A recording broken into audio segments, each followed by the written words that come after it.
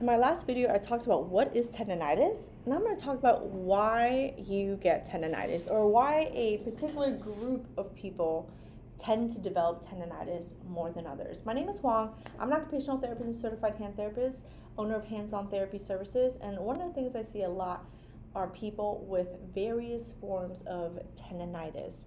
Now, one of the things I always talk about with my patients is like, we need to understand why you got it so that we can get to the root cause and fix the actual issue. If I just sat here and I rubbed on the inflamed tendon and I stopped that tendon from moving, it would come back. Simply put, it will come back. Simply put, it would just not go away permanently or even altogether. Like, so you can get rid of your tendinitis, let's say 75%, but you still have that little 25%. You're like, oh, go away, oh, go away. No, that problem becomes a chronic problem unless you understand why you got that in the first place. So I'm gonna go into very specifically, I'll share with you both of my versions of tendinitis.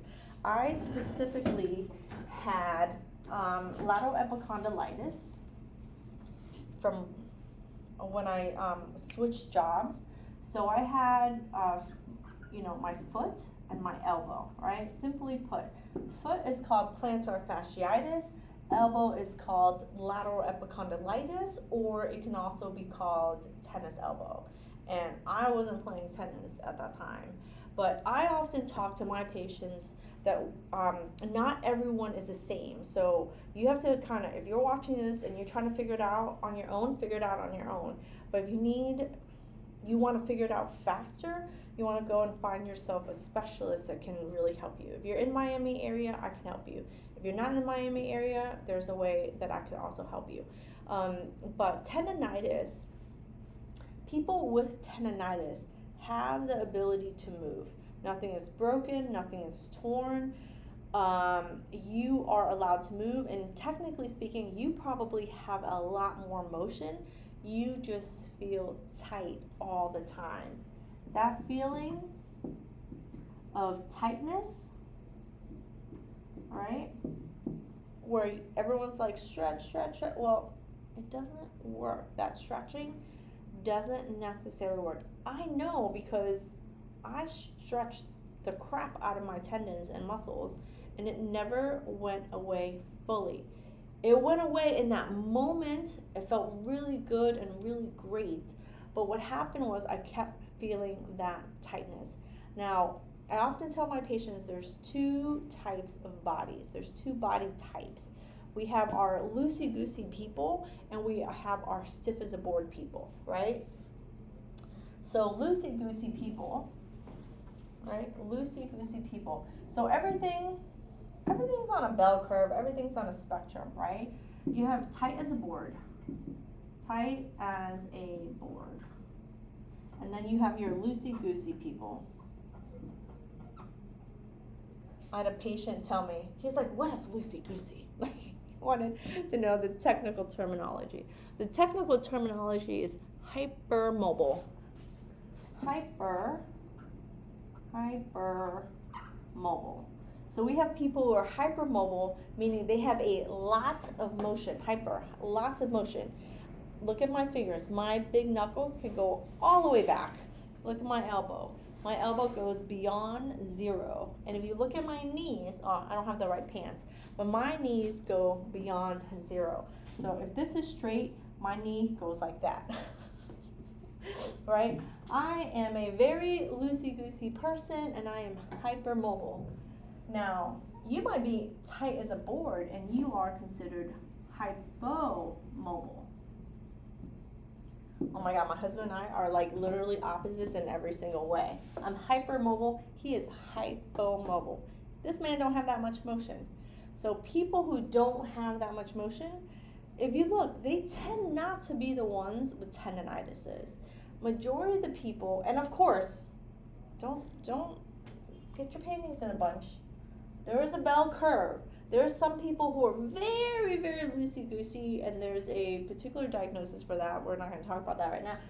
And then there's people who there's no, you're stiff, like you don't have any motion. Most people kind of fall somewhere around here, right? And then of course, majority of the people are just regular. They have regular amounts of motion. But the people who tend to have tendinitises that just keep showing up in different parts of the body and over and over again tend to be loosey-goosey people. So I am a loosey-goosey person. I am very hypermobile.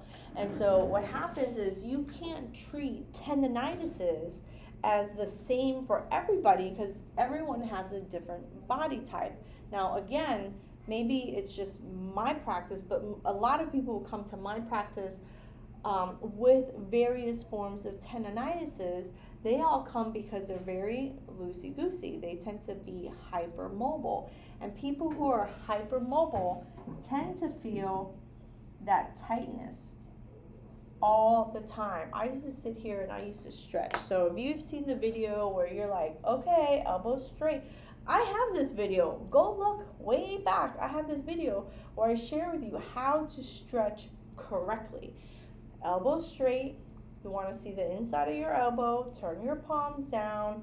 Stretch. Pull. Don't pull from your fingers. Pull from your hand. And that's going to really stretch you here. The problem with that is if you're already loosey-goosey, you're already hypermobile, you already have a lot of motion, and you keep stretching that tendon, guess what? You keep stretching that tendon, you keep irritating it. It feels good at that moment, but you keep irritating it, right? So you actually, that sensation of tightness, the why, when we talk about why you have what you have, that sensation of tightness, and you keep stretching, just stretch the hell out of my calves. I stretch it, but feels good in the moment, but you keep feeling tight later. That is a form of weakness. I didn't make this up. This is just what happens. We develop tendinitises. The why? We develop tendinitises in various parts of our bodies because we have an inherent weakness somewhere. I'm not saying you're weak. I'm not saying that you can't do stuff. You can do everything, right? But it's the balance between the strong muscles and the weak muscles, right? There's a difference and there's a imbalance going on. I'm working with a patient of mine who has tendinitises, and it's like all over the place. It's like his thumbs, his elbow, and he only came in for his thumbs. He's like, both of my hands, both of my thumbs. But when I started working with him, I started to realize, oh, your elbow's jacked up, your shoulder's jacked up. And he's like, oh, and this, so it was kind of everywhere. But he just, like, his hands were the most severe, right? So I told him, I was like, imagine, I was like, do you work in a group at all? Have you ever been in high school, college, or as a professional, do you ever work in a group? Because if you have worked in a group before, you know in that group, there's always one person who doesn't carry their weight. You know what I'm talking about? There's always one person that don't be doing what he or she is supposed to be doing. Everyone else has to pick up that slack, right? That, in a nutshell, is tendinitis. So it's not that you're weak. It's not that that person is bad or that person doesn't know what they're doing. They know, but they're like, maybe I can slack off on this project, right? So when you have a tendinitis of your elbow and you have a lot of pain here, imagine this is not your weakest link. This is the person who is picking up all the slack. So in that group project, you've got one person who's not doing the work and one person who's doing all of the work. And now they are resentful and they are angry and they're about to quit. That's her, right? She working too hard. This lateral epicondylitis, these wrist muscles, she is working way too hard. And she don't want to work no more, right? Who is the weakest link? There is a weakest link, and it's So when I evaluate my patients and I look at their shoulders and I'm like, where, there's always a shoulder problem. There's always a shoulder problem. Majority of the, 99% of the time, there is a group or a particular muscle in the shoulder that is not working the way they're supposed to work, and the elbow is taking up all the slack. The elbow muscle is doing all the work. And so your body is extremely smart. It compensates for muscles that don't work as much. I'm not saying she's not working, she's not broken, she's just slacking off, right? And it's usually somewhere in the shoulder. Now, other things pass along. So it's not, so when we look at tendinitises, we don't just look at the muscle and the one tendon that's hurt. We need to look at the whole picture, because this is a group, your body is a group project. One thing is, one person, one muscle is not doing all the work. We work as a group, we work as a collective, and when one thing is off balance, another thing compensates to allow you to move. And your body is really smart because it's protecting you so that you can keep doing what you need to do, but at some point the thing that works no longer works and you have pain. Red light is coming on. Where is the particular problem, right? So that is your why. If you are constantly stretching, but you still feel tight, you have tried braces, you have tried resting, you have tried icing, you've tried not doing anything, tendinitises won't rob you of movement. You're a very loosey-goosey person, you're moving. What tendinitises tend to do is it tends to rob you of the life you're living, right? It's not painful enough to stop you. It's not painful enough to send you to the emergency room, maybe not yet. But what tendinitises do is it tends to stop you from being more active. Because you feel like crap in your body, you stop walking. You stop going to the gym, you stop playing with your kids, you stop going out, you stop doing stuff, and then you become more immobile. And you become where you start to feel stiff as a board. You start to not do things. You start to gain weight. I'm probably projecting because, hey, I've seen it, I've done it. I fix this for a living. So don't let tendinitis pain stop you.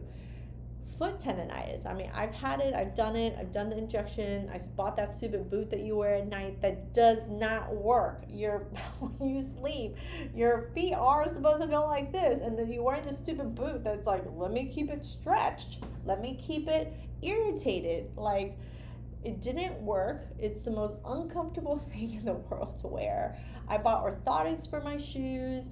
Now, with plantar fasciitis, very specifically, you do want to change shoes. You want to wear specific shoes, and if you want some recommendations on that, I can give you some recommendations. It just depends on what your foot type is. I'm very flat-footed, so I need, shoes that have some arch support, but not like a ton. One of the things that people told me was like, oh, you can't walk barefooted, you always have to wear shoes. No, walking barefoot is so good for you. I don't know if you've noticed, but I'm Asian. I don't know if you noticed, but I'm Asian. Asian people don't wear shoes in their house, right? So when they were like, you have to wear shoes in your house, I was like, I can't do that. Sorry. I'm gonna have to suffer and figure out what to do because I cannot wear shoes in the house, right? Like, I cannot wear tennis shoes in the house. Can't wear flip-flops in the house. They belong outside. Anyway, there's ways to fix it, and I'll share with you some in my next video, what you can do to fix it and how you can fix it faster so that it doesn't become worse. Like the last thing you want to do is have it become worse, because tendons over a period of time degenerate, and depending on where, it can tear. And then when it's torn, now the shit that you could have fixed really easy, now you have to have surgery for. because tendons don't have blood supply. They don't heal on their own. So you have to sew that sucker back and fix it when it is fully torn, right? When it's fully torn. When it's like little degenerative tears, that's fine. You don't need surgery for that. But when it's fully torn, like in the shoulder, you can tear in your knee. Oh, like you can tear in your triceps. Like I've seen it all. I've seen it just about all. But you can tear tendons, but usually it's because it was degenerative in nature over a long period of time, and it gets sawed off. Anyway, I hope it helps you to understand not only what is tendinitis, why you have it, but we'll go into what you can do to fix it, all right? Again, my name is Huang. Click the link to